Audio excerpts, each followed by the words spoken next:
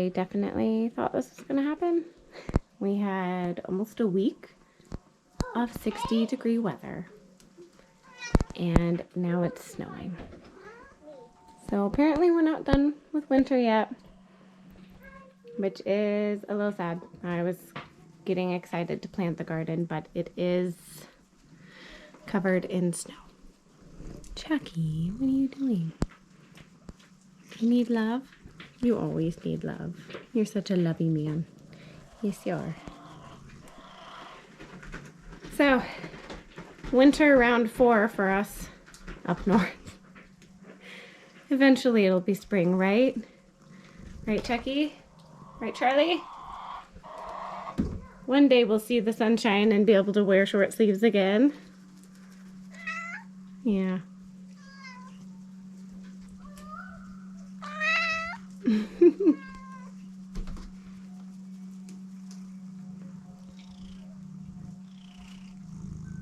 Oh, boys. You are too cute.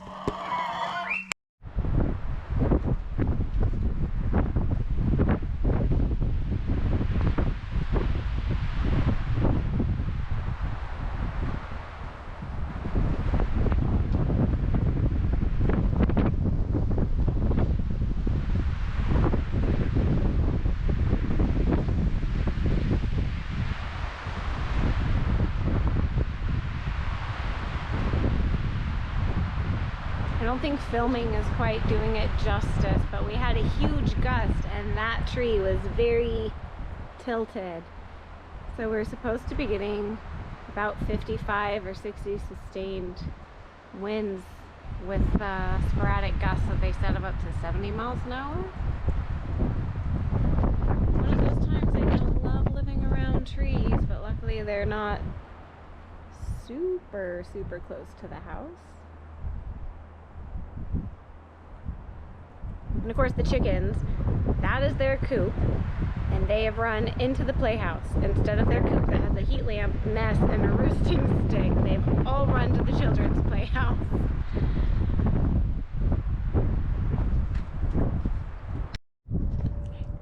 Hi, welcome back. Today on Little Butt Farm, we are preparing for a windstorm. And I thought in the midst of preparing that I should maybe take you guys along and kind of show you what we do, because most people who homestead or farmstead, or I don't know, anyone who lives rurally, you deal with storms, and most of the time that means the power is out for a couple days. We always joke we're the first ones to lose power and the last one to get power back, and that's what happened last time we had a windstorm. We were out of power for 4 days and we did not prepare for it as well, and it was awful. So let's go prepare for the windstorm. Some of this stuff my husband and I have already done, and I'm just taking you back through.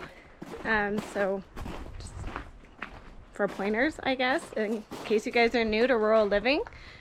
So first thing is, it's still cold where we are. I'm in a t-shirt. It's not bad today, but it's still freezing at night. Every night so far since like October, it's frozen. So if the power is out, our radiant floor heating doesn't work and we have to use our wood stove. So make sure you have an alternate heat source. This is our really good burning wood, and we're low on it, but we actually have another wood pile under the stairs that's just kind of pine that's fallen throughout the year from other windstorms, stuff that's dead that's blown over. And we have this that we can cut up as well.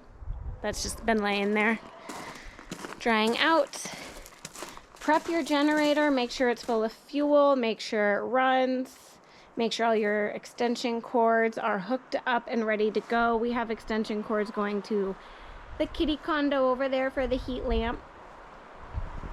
Although I'm such a sap that whenever we start to get a storm or the power goes out, they just come inside with me. I don't leave them out. So here's our other wood pile, just so you guys can get an idea. It's not gonna last for a long time, but like I said, we also have that other wood pile, and we have a slash pile that we can use if we had to.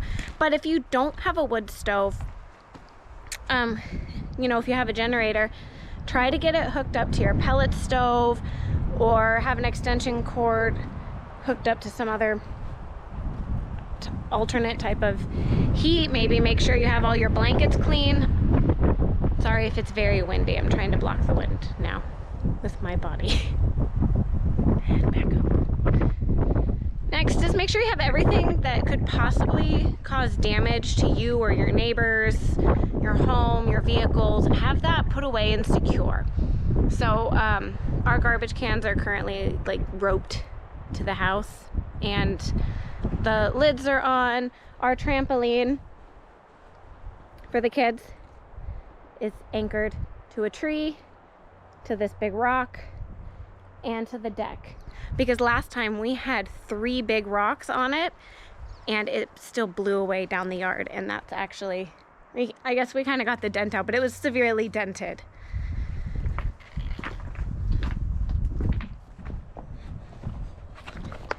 Anything that could become airborne should be moved. Hi, Charlie. Charlie, are you helping? And Chucky, you guys are gonna come in a minute. I don't need you blown away to Kansas. No. Babies. So I'm gonna be moving that chair in a second. I just have to set what I'm holding down. And we don't do much with the chickens because we have 16 of them, and we can't round all of them up very well. And most of them have been perching in the trees lately, and they're up so high that we can't reach them. So this is where we put stuff, is underneath our deck and in this little lip of the house, because the wind is coming from that direction, so this blocks it. Other stuff we've moved into our shop.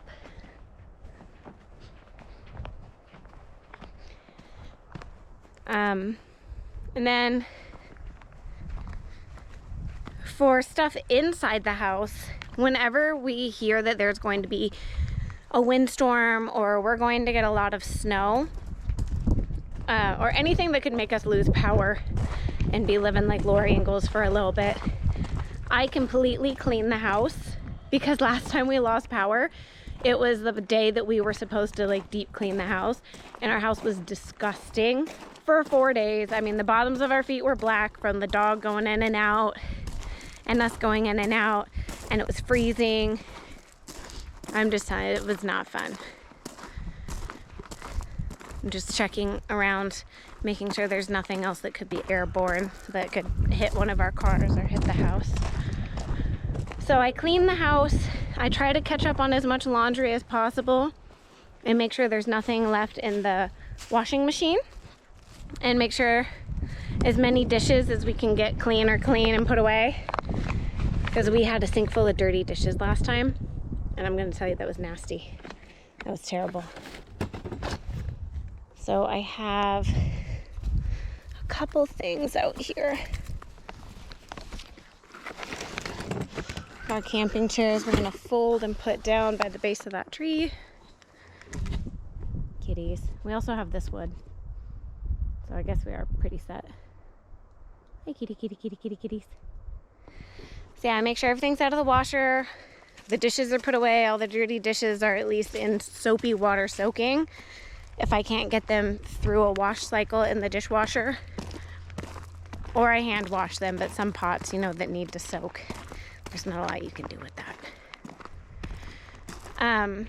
I also make sure we all have a shower, because last time it was also shower day and we all missed out on having a shower. My hair was greasy, my kids started to smell funky, my husband was smelling funky, so we all take a shower and get scrubbed up and cleaned. I'm literally just thinking on the spot here. I kind of made this video impromptu just because I haven't posted anything in a little bit, because my camera deleted the other like 3 videos I had, and I'm still trying to find time to recreate those. So like I said, this is kind of spur of the moment. There's no planning to this, as I'm sure you can tell. We also make sure our vehicles are gassed up in case we had to drive anywhere. And we make sure our gas tank is full. This is our little gas caddy we have. I don't remember how many gallons it holds, but it's enough to completely fill one of our vehicles and fill the generator, or fill the generator multiple times, which is what you want when you live out. We live about 40 minutes from any town. And like I said last time, it took 4 days to get power, and we did have to run the generator every day because it was the middle of winter. We were having a deep freeze, and I had to keep heat lamps on for the chickens.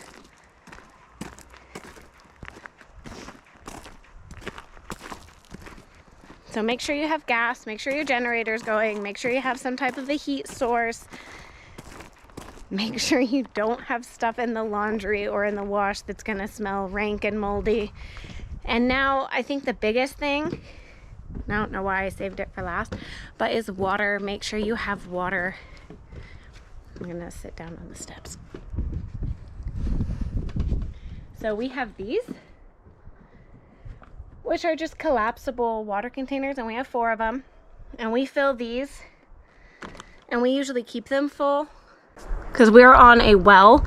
We have our own private well, which is wonderful. But when the power goes out, we don't have a hand pump yet, and so it makes it so water is not able to pump up to the house. And it never fails. Every time the power goes out, someone or everyone has to go to the bathroom. And my kids, you know, you can tell them over and over again, hey, don't flush the potty, don't do this, and they do anyways. And I'm not going to give a lot of details, but it gets disgusting.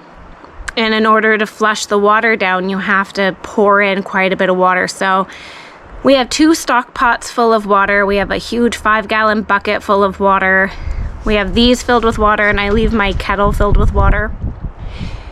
We also make sure our propane is filled up because we have a little propane stove for camping that we'll either cook on top of the wood stove or we'll cook on the propane stove if we decide to cook. But I also have a ton of bread, so if the power went out for days, we might just live on sandwiches because I don't prefer doing extra stuff when the power is out. And you know, one more thing to do in an inconvenient way is not really what I prefer, which probably makes me a bit of a sissy, but I don't care.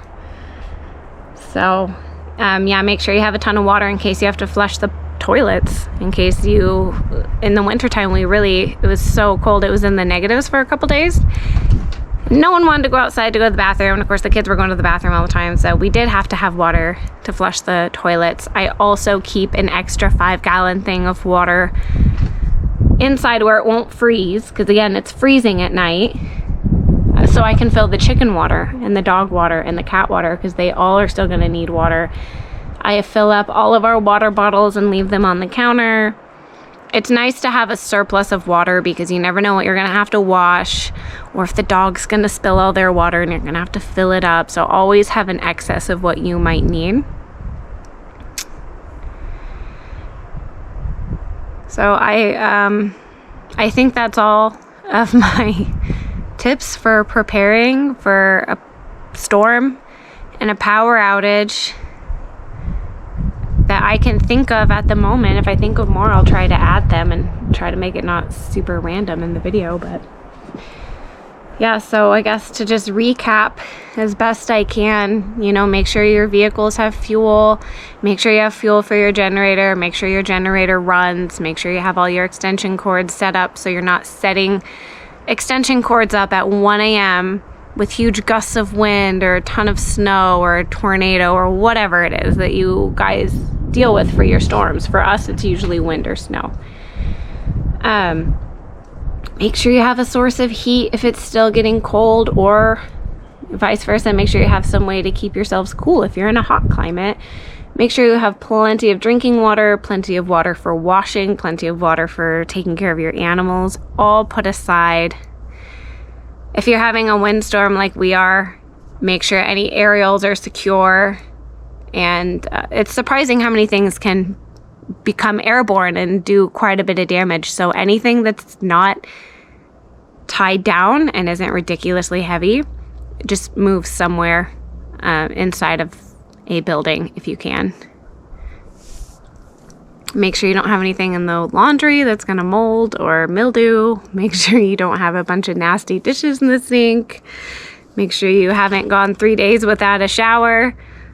If you know you're going to get a storm, just go ahead and do yourself a favor and shower real quick and do a load of laundry. Trust me. And yeah, make sure your animals are taken care of. Make sure they have shelter. Make sure they have somewhere safe and warm to go to get out of the storm. Don't leave them out there.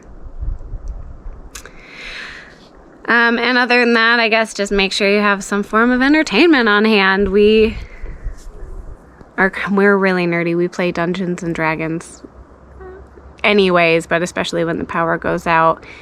And we have a couple we usually end up playing Twister or something fun to kind of take our minds off of the fact that we can't flip on a light. I guess that's not a big deal, but just something fun. Something fun that kind of takes your mind off of the circumstances. Even if it's temporary. I don't prefer losing power now as an adult. When I was a kid, I thought it was so much fun. Because we'd play hide and go seek in the dark with flashlights. But now as an adult, I'm like, oh, this is not as fun. Because I'm usually playing hide and go seek with stuff I need. Like, where did I set that flashlight? Oh, hey, that's something. Flashlights. Oh my gosh. I did this like a minute before I made this video and I already forgot. Have flashlights. I don't prefer having candles because I'm always afraid they will be knocked over and start a fire, but definitely have flashlights, lanterns, spare batteries, charge whatever is rechargeable now before your power goes out. Also have a fire extinguisher, because sometimes with extension cords there is a fire hazard there if the generator is kicking on and kicking off and kicking on and kicking off, or you're trying to cook on a propane stove and maybe you're not that great at it, or you're trying to start a fire in your wood stove and something goes wrong. Locate your fire extinguisher and have it handy and make sure that works. That's always also one of the first things I do when we're about to lose power. So anyways, hopefully I can get this uploaded before the storm kicks in. It's not really super windy right now, but it usually sneaks up on us and hits pretty fast. So I'm gonna go, because as I'm sitting here on my deck looking around, I'm seeing some other stuff I should probably put inside so it doesn't blow away. And I'll see you guys in the next video, and I'm trying to get those seed starting videos redone and uploaded. I have not had time. It's been quite hectic here, so hopefully within the next week I can get that done. Anyways, I'll see you guys later. Thanks for tuning in. Make sure to like and subscribe, and